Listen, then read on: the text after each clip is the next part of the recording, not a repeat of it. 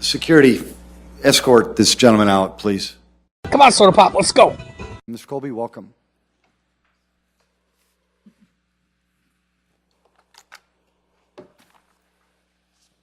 Robert Colby. Excuse me. Well, we were excuse me. Well, we're within the confines of these walls while we deal with things that are part and parcel of our little corner of the world.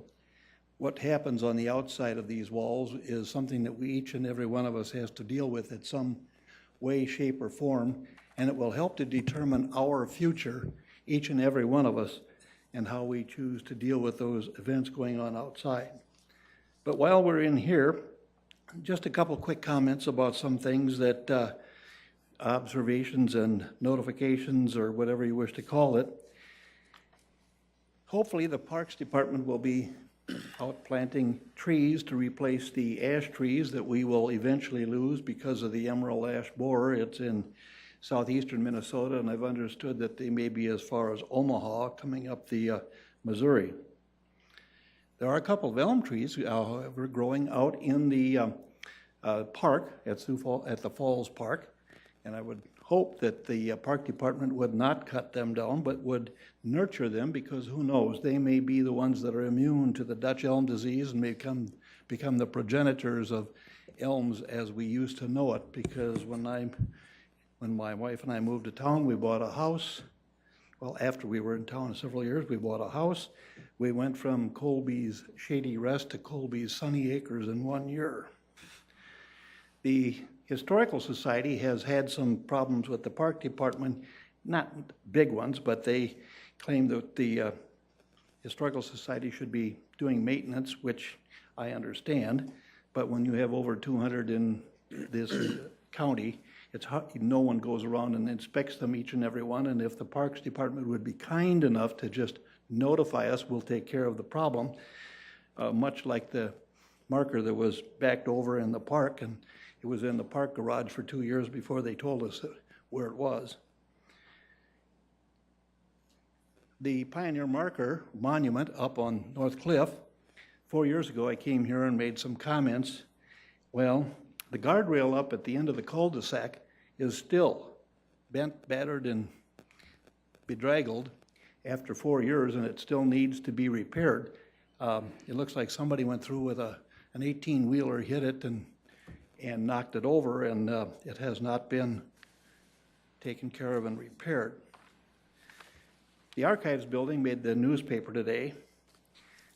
Seems like I'm going to die before that eventually happens. Bob Jameson and I were part of the people who pushed diligently for this to be a thing that would be good for the city, county, and any of the other governmental entities, and that's now suffering from a quarter century of maybe we'll get it done someday. We need to make sure that when we build it, that we don't just build it for immediate needs or short-term future needs, because we will have to make room for all government papers and documents, historic papers and documents that people may wish to give to the organization, and that if we have an adequate place for digital storage, we not only keep the digitized material, but that we also archive all of the machinery that reads those digital formats. Because if you don't, it's like a wired a wire recorder. People have the wire records, but where do you get the recorder that plays it back? You can have the information, but if you can't read it, it's useless. And there are several things I would suggest when you're talking about your ambulance thing, that you would look at the old document that the city county put together when we were going through the ambulance wars some 25 years ago, and see if there's been any progress, and have we instituted all of those things that were suggested we proceed to do and implement. When we get outside of this, pay attention to the things going on, react appropriately, and remember, everything you do relating to that which is outside of this edifice will have an impact on our future for at least the next 4 years. Thank you. Thank you, Mr. Colby. Folks, anybody else want to engage the council? Welcome.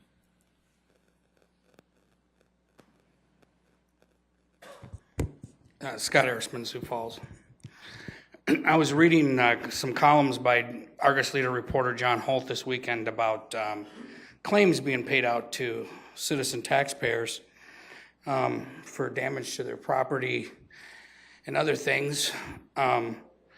It would seem to me that the risk management department of the city of Sioux Falls has really angered God, because they say all the time it was an act of God. I guess it was an act of God when sewage was poured down the river to destroy crops. That was an act of God. When a fire hydrant blew up downtown and flooded Touch Europe, that was an act of God. God created that. Why is God so angry at us? According to the risk management department in Sioux Falls, God must be furious with us, because every time the city doesn't want to pay out a claim, they blame it on God. Here's the thing. I know what you're thinking. You're thinking, well, we save money by not paying out these claims. Do we really save money by not paying out these claims? We have to hire attorneys to fight these claims. They cost a lot of money. They don't work for $20 an hour.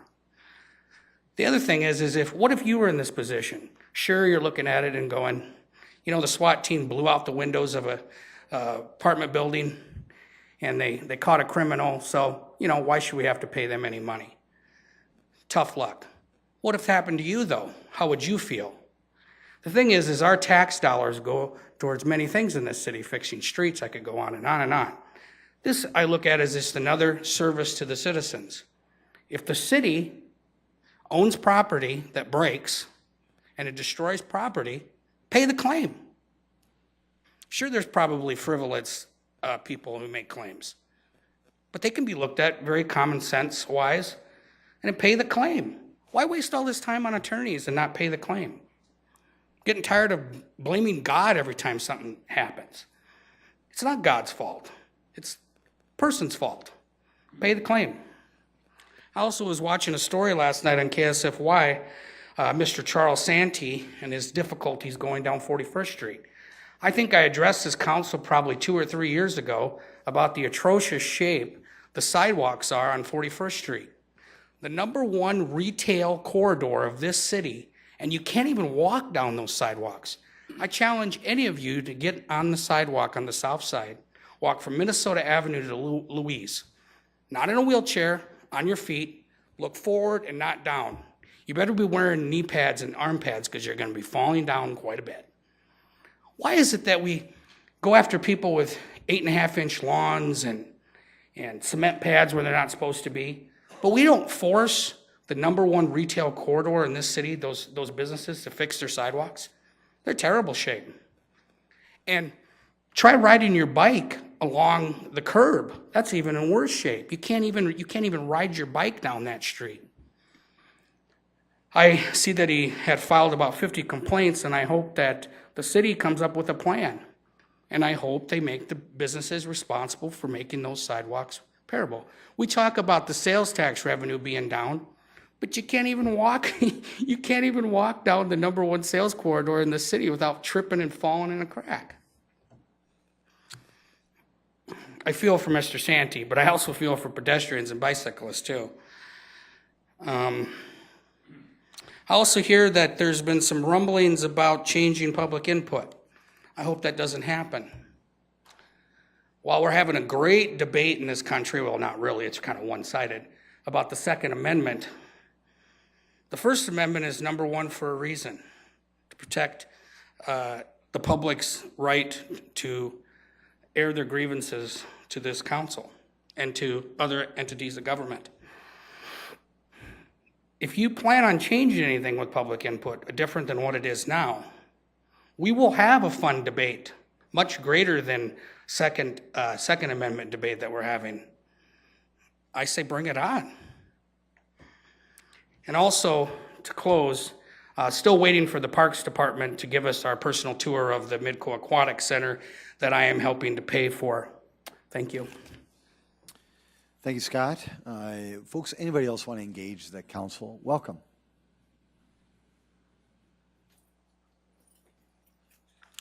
Good evening. You'll have to forgive me. This is my first time at a meeting like this. My name is Vincent Don. I'm 24 years old, and I'm proud to be a member of the best little city in America.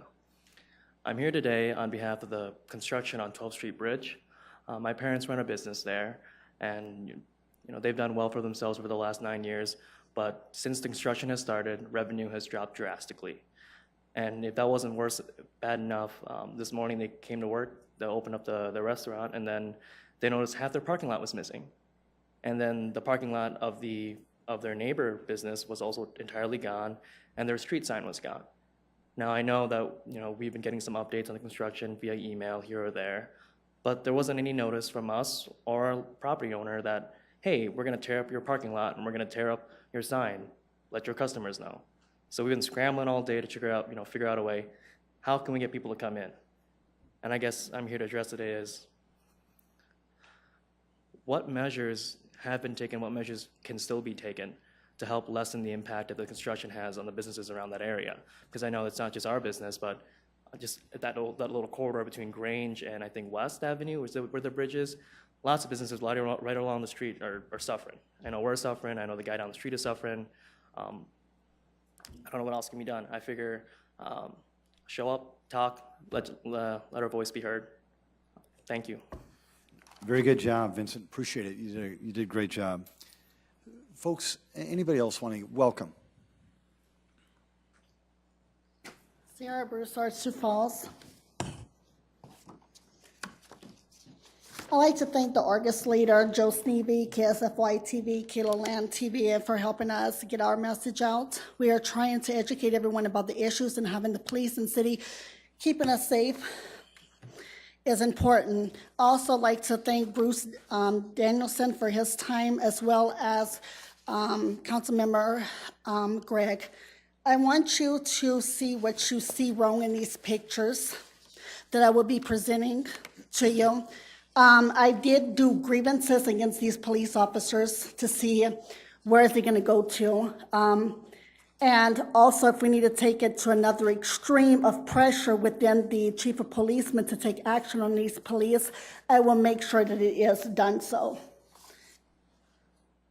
So we have Black Lives Matter. Thank you, Council Stelly, for showing what is in your heart. Pay attention to these pictures. Transgender equality. Thank you for the police department, the lieutenant and sergeant, for giving me the permits to do it 2 weeks ago. Blue Lives Matter, 20-year veteran, posted a sign, Blue Lives Matter. The African-American individual and the white citizen is from Dallas, Texas, and Houston, Texas.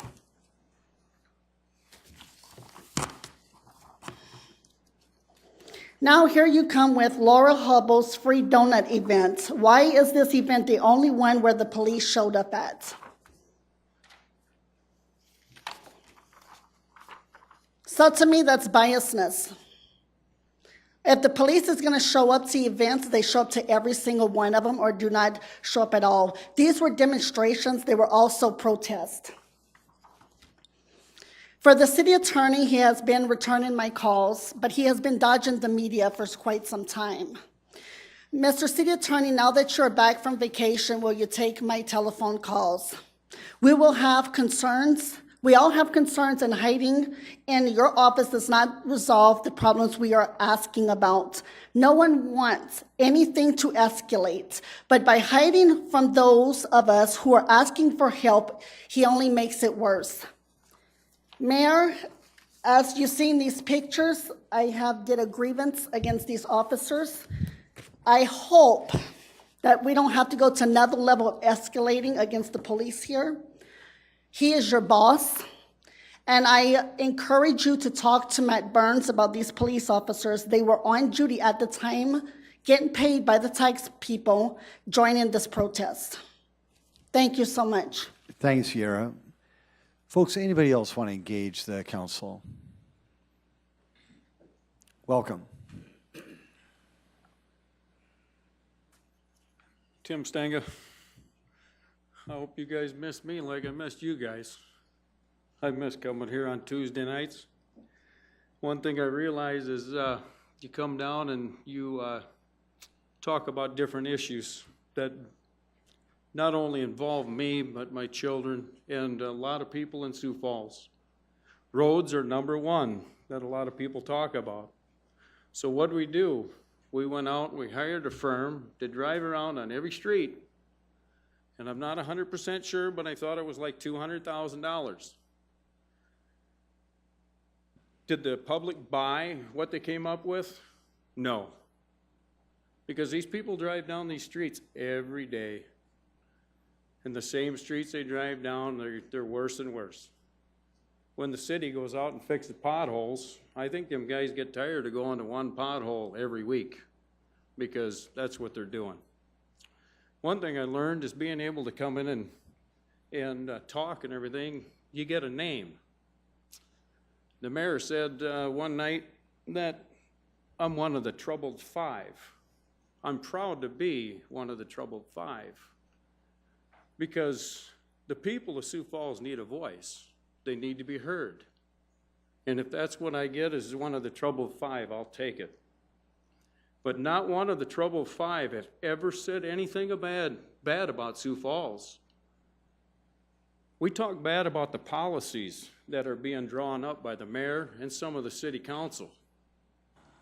We talk about the spending that is out of control from the mayor and some of the city council.